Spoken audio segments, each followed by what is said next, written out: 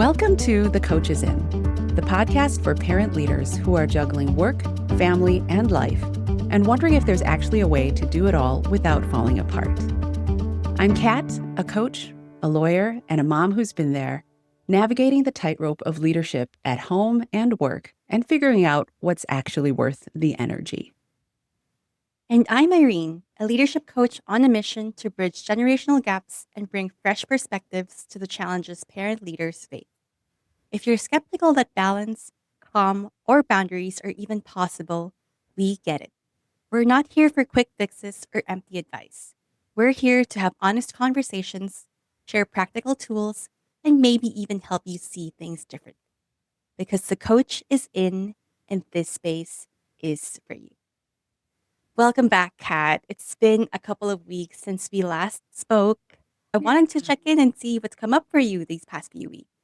Wow. Well, yes, it's great to see you. It's always wonderful to reconnect, and it makes me appreciate, while distance and time between meetings can present its own problems, I also appreciate that we have that many more insights and learnings and questions that we can discuss. So grateful to see you and excited for this conversation today. Yeah, well, one of the things that really came up for me over the past couple of weeks is the role of current events and news in the discussions that I have with my kids. Because I don't know about you, but I definitely dialed back after the November 2024 elections. I felt like I was so immersed in headlines, really engrossed in what was going on, trying to be engaging and talking and reposting, et cetera, all in a run up to that election. And then once it happened, and I just felt really disheartened, and I'm showing my colors at this point. But the person that I voted for was not the person that won the election. So I know a lot of folks kind of distanced themselves. There's studies or data that shows that so many people, like viewership of MSNBC as an example, dropped something like 65% in the weeks that followed the election. There's almost like a need to regroup, recalibrate, rest, et cetera, before re-engaging. And that re-engaging timeline has really fluctuated. I know some people that were able to, right after the holidays, like went right back to on social media, posting things and putting things in their stories, et cetera. And I was not, I still don't think that I've fully engaged in the same way that I was, last year. And so it's been an interesting couple of weeks, because with the Pope's passing and a lot of the stuff happening with tariffs and, the administration's moves, it's really kind of brought some recognition and I think shifts in how I want to talk about things and how I want to, the degree to which and how I'm going to stay informed and how am I going to talk about those things with my kids. What were you feeling in the past couple of weeks that shifted the way that you engaged with media? Partly, I think that I'm lucky in that I have a lot of friends and family that would do kind of the distillation of headlines for me. So I have a lot of friends and family that are engaged. So I didn't have to do the consumption myself in this downtime. I could kind of ask my husband, like, what are the headlines today? Because he's someone that wakes up and starts to do a little bit of scrolling before he even gets out of bed. So that was kind of nice. Like, I know not everyone has that, but for me, that really, I think, made it so I wasn't completely out of touch. Over the last couple of weeks, I actually think one of the things that shifted was meeting up with an old friend who I hadn't seen in a while, but is firsthand experiencing the challenges of immigration. And you hear kind of third-hand stories or changes in immigration policy and crackdowns on freedom of speech. She teaches at the University of Illinois in the law school and was, I guess, a third of the students at the University of Illinois. I don't know if it's specific to the law school or if it's the entire university, but they're international students. And they have to consider, like, suddenly noticing the actions of the administration as of late and how it relates to what people are saying and how they're behaving, it really ratcheted up the anxiety levels of many of her students and their colleagues and friends who are working with them and creating things with them, et cetera. And I think that's I haven't really thought about this until you prompted the question, but I I do think that had a lot to do with it, was suddenly kind of realizing both that this is very much like these are issues close to my heart and they are impacting people I care about in a very immediate way, which is like I think time has slowly revealed those stories. It's not that they weren't there or that I think that like there's sort of a sense of awareness that I'm ready to recognize that at a certain point, I just kind of needed to heal and regroup a little bit internally and recharge my battery on that front. But yeah, I think that it was partly that. And then we mentioned this a little bit before the call started, but my visit with her came a couple of days before the Pope's passing, Pope Mm. Francis. And I'm Catholic. My daughters are being raised Catholic. We are definitely progressive Catholics. So he was someone that embodied a lot of the values that we espouse and hope to continue to carry forward in our faith as well as in our communities. So I think the combination of those two things of meeting up with a friend who could relate in a very real way the immediate experiences, the personal experiences of people that are impacted by policy and the ripple effect of that. You know, I think we kind of know, oh, so and so is being impacted by this, but then to hear how that trickles into other relationships, purchasing, and how the businesses, it's like this ripple effect of consequences. To really take the time to talk about that with somebody and think that through was what caused this shift. And then feeling like this person that embodied so much of what I believe in, like their passing, it felt like, okay, this is like I can't rely on other people as much. Like this legacy, these values need to be carried forward. And Mhm. kind does that make sense?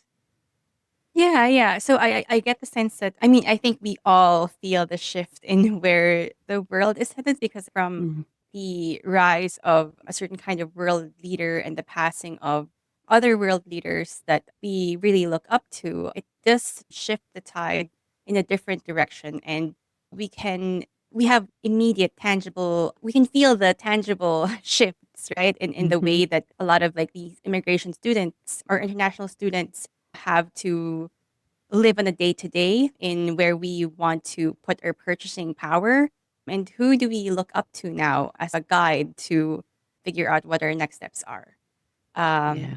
it's a lot of changes. I myself have not been consuming media a lot because it's just overwhelming, right? Like, what do you Mhm. pay attention to? What do you care about? It just tugs your heart and your mind in different directions. Mhm. And I also grew up in a Jesuit. I was educated in Jesuit universities, so I really Mm. looked up to Pope Francis and like that order in particular. Mm. And so I tried not to be emotional when I learned of his passing because I want to stay grounded, but I am hopeful that the leadership of the Catholic Church is headed towards the right direction and they do hold power because the Catholic Church is in itself a network of diplomacy. World leaders do come to pay their respects and there are channels of communication that they can use to their advantage to, progress their policies forward, which Mhm. I feel hopeful for. Yeah. Yeah. I too am hopeful. It's funny how sometimes it takes someone's passing for their messaging to rise to the forefront of our discussions. I'm optimistic that with Pope Francis's passing, it creates a realization and a recognition of how important he was and what he stood for. And for those of us that are aligned with those things, we can push for that going forward in whatever way works for us. Mm. Yeah. What you're talking about, I get the sense that there is, I think this space of transformation is between the two spectrums of what is our current reality and what is our ideal reality, or the ideal version of what we want to see in the world, which is these values of Mm, kindness, of diplomacy, of patience, that we hope to see from society. But it seems like the current reality of the times is far from that. And mm, so I guess what you're trying to figure out here is the space between how do you bridge your current reality and your ideal version of mm, of reality. mhm. Yeah. Oh, that's an interesting perspective. Like, I think you're right that these events, they do make you think about and reflect on how things can change. It reminds me of the Gandhi quote, "Be the change you want to see in the world." And for many of us, I guess, and myself included, there were a few months where I didn't feel like I could be the change, and I don't know how necessarily. If I don't have a roadmap for what I want, how I'm going to impact things. But yeah, there is this space that offers an opportunity for reflection, where, like, if you want things to look different, then in what ways are you capable of helping make that difference a reality? Yeah. I'm curious, have you heard of, like, memento mori, the idea of reflecting on your death so that you Mm-hmm. can Mm-hmm. incorporate those reflections into life? That's what's coming up for me right now in a way. Is I just saw a sticker actually that reminded me of how much I appreciate that concept. Like, that our own mortality or others' mortality is what offers us almost the fuel and the additional motivation to live and to live intentionally.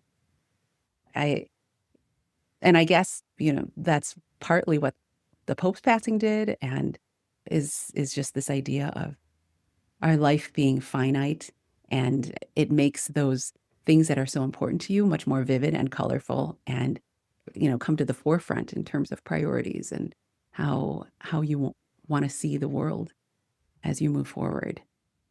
Mm. Yeah. I know this has just come up for you, but I'm curious. So, what's that like for you? Like, what do you, I guess, want? What's the legacy that you want to leave behind, or Mm, the values that you want your daughters to learn from? yeah. The idea of living intentionally is really important to me.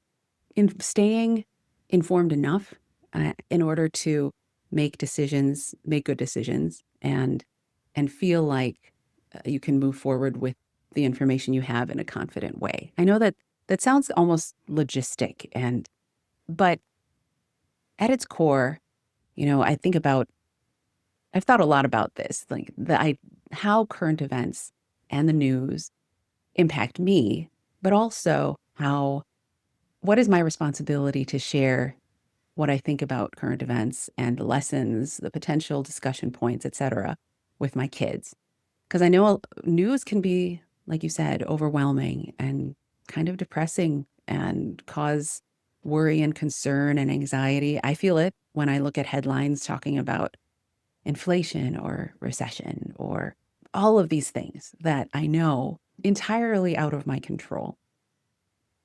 And yet, I'm also really aware that if I don't talk about these things and how I feel about them and whether or not they're right or wrong, it gives the impression that they're acceptable to my daughters. And I've had various kind of levels of engagement with, news and media and what to pass along to them, et cetera. Especially when they're littler, they may not have the news around or their friends might not be talking about things. But now that they're both in their early teens, their friends are exposed to media. Their parents are talking about things that their friends are remembering. So there's a lot that they hear, and there's a lot in the echo chamber of their brains that's bouncing around. And if I don't make my voice and my opinion part of it, then I'm not totally clear or sure on what's in there and whether or not there's like a lot of negativity, a lot of misinformation, a lot of assumptions. So I need to do my part to counteract that by encouraging staying informed, encouraging a sense of headedness, diplomacy, as you mentioned before, just looking at all perspectives of a situation. As an example, with the Pope's passing, there were articles that we read or stories they heard about he's the people's pope and how there's many things that he did that previous popes had not. There was and is a lot of room for improvement as well within the Catholic Church, and some people felt like he didn't go far enough. So we had long discussions about like who determines that and what might have informed the actions that he took. And if we hadn't talked about that, they might have walked away with kind of this feeling that like maybe he was an exercise in futility. Like people liked him, but he didn't really do very much. Or the opposite, like he's this amazing pope and he had no flaws. Instead, we raised the topic of discussion and we're kind of able to parse out the gray areas. And we didn't land on any right or wrong, but just holding space for the grayness and the ambiguity and understanding that different people, depending on where they stand, have different opinions and different life experiences that inform those opinions. Like, I think that was really meaningful. And another example of how current events have been shaping our discussions a little bit, and partly why one of the things that I kind of used to try and teach them a lesson or make sure that they knew I wasn't cool with, but is the take on international relations of the current administration and how there's many countries that, if we think of countries as people, with histories and concerns of their own, there are friendships then and alliances and trusts that have been established. And when you make decisions that are totally selfish or disregard promises you've made in the past or aren't taking into account the other person's perspectives and are only thinking about are very self-centered, there's going to take it's going to take a toll on things. And we can kind of look at the media and witness a lot of that happening. And that was important to me to explain to the girls, like, when on a higher level, whether it's in as a business, as in politics, or even as individuals, like there are these concepts of how we want to deal with one another in order to be most effective. And there may not be one always right way, but there's a sense of civility that I want them to embrace as they navigate their lives and make decisions, whether it's for themselves, whether it's for their families, whether it's, in their future careers. And just understanding the impact of, one misstatement, one gaslighting situation, one reversal of a promise, and how you can build up trust over years and years and years, but destroy it in a second. Like that was a recent lesson that we've talked about is like you know, I think a lot of the goodwill that the US has established over time in certain areas, and then there's a lot of not goodwill too, but nonetheless, like whatever goodwill we had in many arenas has been jeopardized because of certain actions that feel rash to me and we're kind of living through the consequences now. So, coming from someone who moved to the US maybe 10 years ago and wasn't really into politics, like think of me as someone who's learning about the political landscape since moving here. I see this as an exercise of observation because yes, what you're describing is diplomacy and working within the parameters of like what's not going to disrupt the relationship.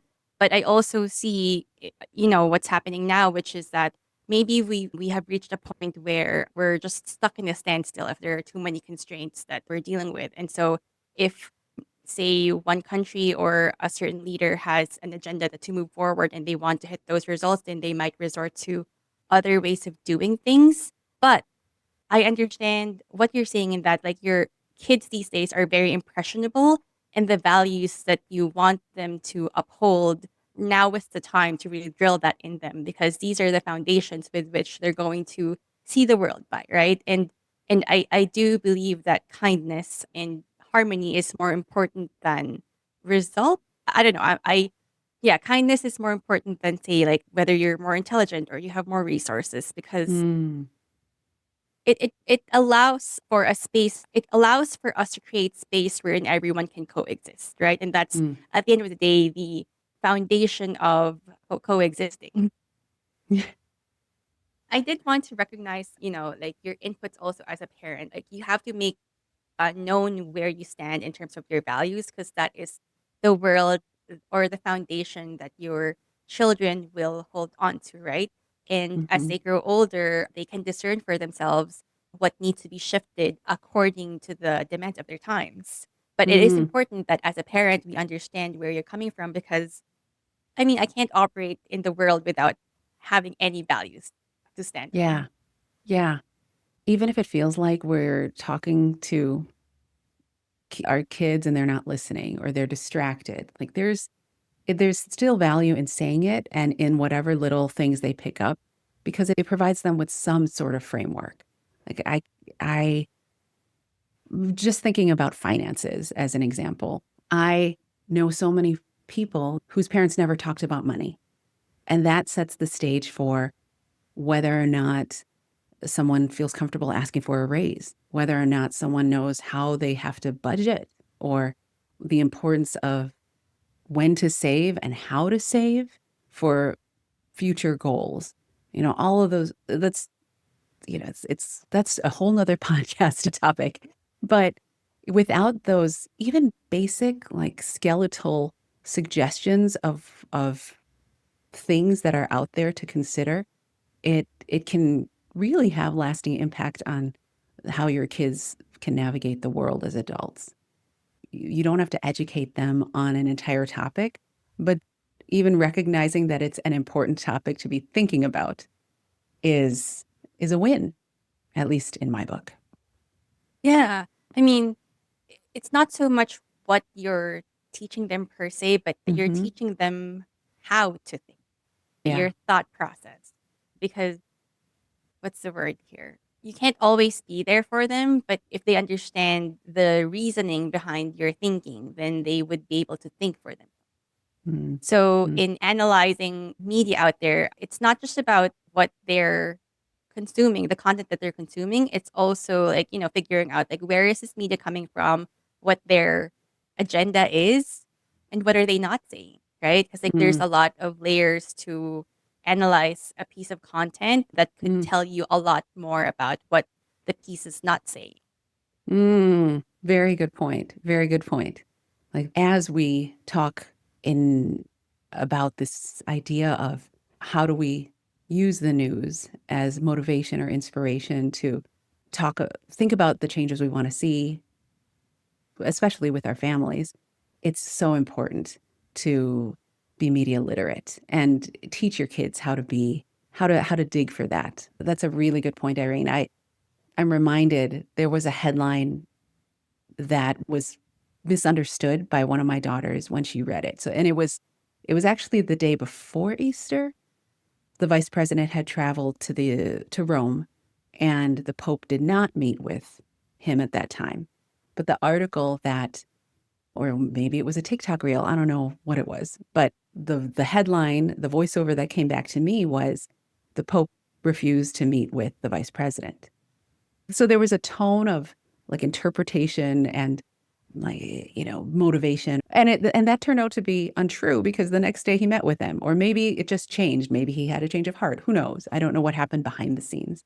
But always thinking about the source, and does the source have a bias, and does the source have some sort of intention, are they creating headlines to be sensational?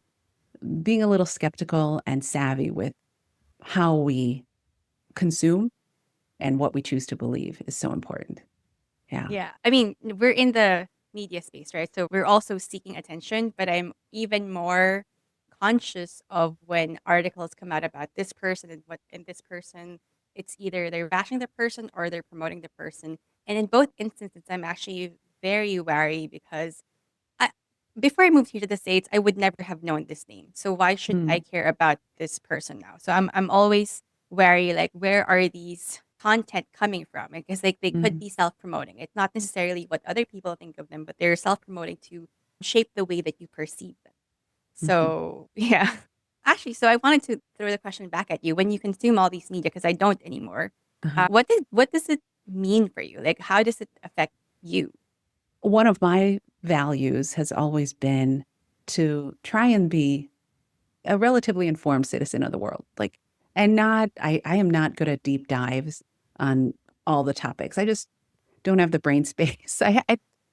Some people have brains that are giant sponges for particular types of information. And I just think that, like, mine's a little smaller. So sometimes surface level or just, more than surface level is great. And there are very few topics that I can do like big sponge. Give me all you got. I, so consuming the news, even if it's like 10 headlines or news articles, whether it's on like New York Times or CNN or AP, I try to pick media outlets that on the scale of bias are more in the middle, right?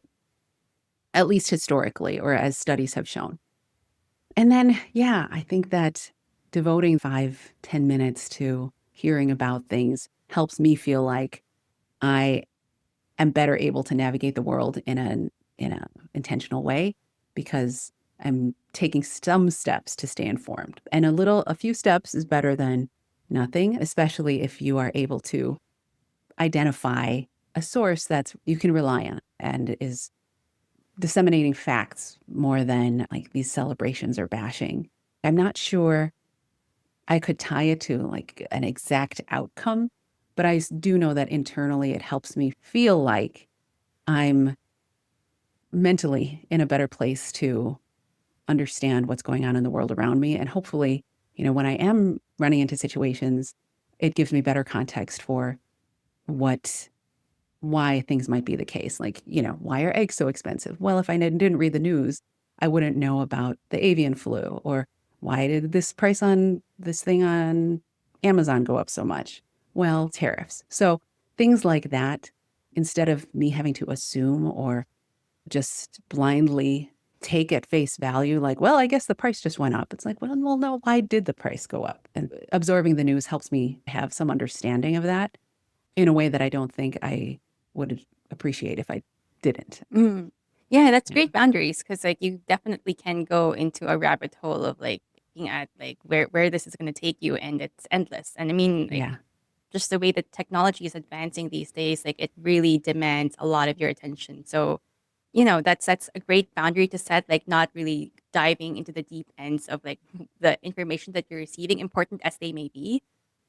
This just brings me to I remember watching this comedian saying he also stopped watching the news because Hmm. if it is that important, he will hear about it from someone. And that's kind of the approach that I've taken. I'm like, I will let the people around me decide what is useful for me to understand. And, I and love I, that. and I make sure that it's like I have a diverse set of friends, so it's like Hmm. you get different perspectives, which is good enough for me. Yeah. Yeah. Well, and I think that's totally valid. I remember being in like my first job out of college and the vice president of the organization at the time, and he said something like, I don't watch the news. And I remember, I'm just out of college, super idealistic. I kind of scoffed at it and was like, what? Like, ugh, that's so like asinine and and then but then he explained, like, my wife loves the news. And every night when we're over talking about dinner or like chatting as we're falling asleep, she'll fill me in. And I love her perspectives. She knows what I value. And she presents things to me in like a way that is digestible and doesn't feel like work. So I think it speaks to your values as well. Like you curated a diverse group of friends, intentionally or by luck, or maybe both. But it sounds like you have a community of people that are able to offer you these insights and perspectives. So you are getting the news, just not through an app, which is, you know, probably even better in some ways. You're not tempted to doom scroll or get wrapped up in some clickbait. So I think that is just as valid and a way to stay informed. And the Mm, people may not talk about that or think about that so much, but I do not like I don't want to leave the impression that everyone has to like open up their CNN app every morning to read the top 10 headlines. Like that might work for some people, but for other people it might be like checking in with their friends or their spouse and figuring out, you know, what's going on and talking about it that way. yeah. So earlier in the call, you mentioned all these reflections in the past few weeks and the current events that happened. The conversation was really about like how it affects you and what you would like your daughters to learn. So Mm. how are they receiving all of it? What's the temperature? Yeah. Well, it's actually part of what made me realize the importance of it was of me talking about it Mm-hmm. and engaging a bit was because I was sensing from both of them in different ways. Number one, like sometimes they aren't getting the full picture from whatever sources they're getting their information from. Number two, a little bit of a sense of futility where or like certain things aren't they can't make a change. They can't make a difference. And they're young, like they can't vote, so they haven't in some ways that may be a realistic take on their stage of life, but I didn't want them to feel like our daily actions or them advocating for things, even if they can't do so with their vote, but I didn't want them to feel helpless, like and disempowered. And I think I was getting this sense just from little comments that like between the news and maybe what they witness in their day-to-day lives that they weren't seeing how they could have an impact and they weren't feeling empowered. And I don't want them to sit in that space. I don't ever want them to feel like there isn't room for some sense of like realization or progress or insight, regardless of what may be happening that's so bad in the world.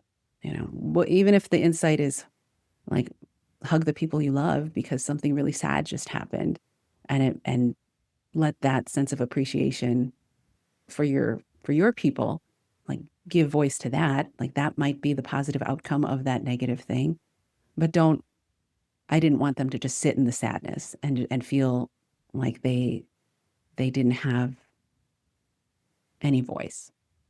Mm. So that the temperature of how things were informed my desire to be more vocal about the ways that we can absorb the news, the ways we can choose to implement things or interpret things into meaningful small actions, like and helping to see that there's a way that we can kind of move forward and without getting lost and stuck in the negativity. Mm. I had not considered that. I mean, this I'm in my 30s, so it's not that far from where I was. Like, 'cause I felt like the impressionable version of me and the naive version of me was there not too long ago. And so when you are going through these changes in the world and you have a heart and you want to affect change in the world, it feel hopeless and you Mm, could feel helpless because the reality that you want to see is not something that's possible for you right now. And so I feel for them. And I also mm, appreciate the guidance that you're putting in the time to really guide them through this. That this is a phase that, we just have to figure out how to navigate and there's something we can do about it. It's a growing pain.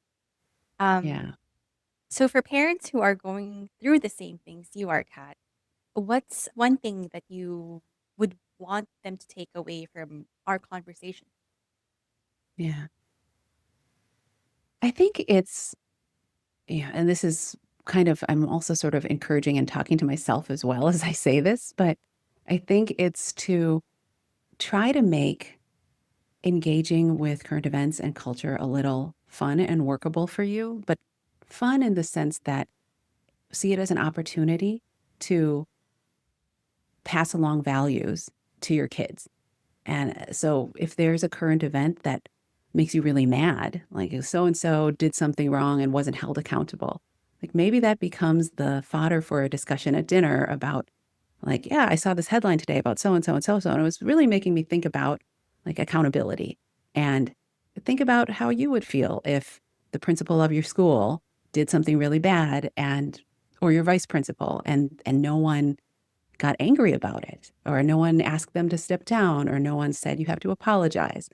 So kind of maybe looking at it as a creative spark for dinner time or car ride discussions. That might take some of the work out of it because for me, parenting isn't always fun. I mean, there's definitely fun moments, but it's a lot of work. And choosing to talk about and keep your kids informed and talk about current events can feel like work. So trying to make it fun and make it low stress, low stakes. Like, maybe the headlines about like there was a Justin Bieber at Coachella instance where he was caught on camera being, looking out of it.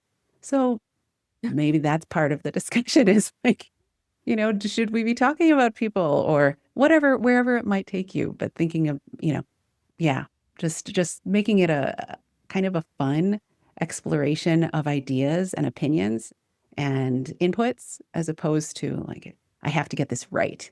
Like just sit in a space of wonder and openness and dialogue and try not to put the pressure on yourself to make it a lesson per se and more, yeah, just a spark of conversation. And you happen to be pulling it from the news. Mm.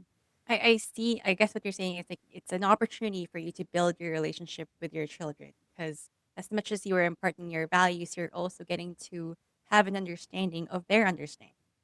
Yeah. Yeah. And that can help inform other areas, other areas that you might want to dive into even more, whether it's, how they feel about a particular topic, or maybe they express, you discover that they have an interest in this area. Like, so you never know where one conversation might lead. Yeah. Mm.